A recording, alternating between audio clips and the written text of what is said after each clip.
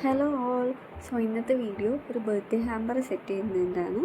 UK-യിലുള്ള നമ്മുടെ കസ്റ്റമർ നാട്ടിലുള്ള ഒരാൾക്ക് വേണ്ടി ഓർഡർ ചെയ്താണ് ഈ ബർത്ത്ഡേ ഹാമ്പർ. ഈ ബ്ലാക്ക് ബോക്സിലാണ് ഞാൻ ഹാമ്പർ സെറ്റ് ചെയ്യാൻ പോകുന്നത്. ആദ്യമേ ഫ്ലവേഴ്സ് എല്ലാം നോക്കി അത് സെറ്റാക്കി സ്റ്റിക്ക് ചെയ്ത് വെച്ചിട്ടുണ്ട്. പിന്നെ ഒരു ബർത്ത്ഡേ കാർഡും ഞാൻ ഇതിൽ സ്റ്റിക്ക് ചെയ്തിട്ടുണ്ട്.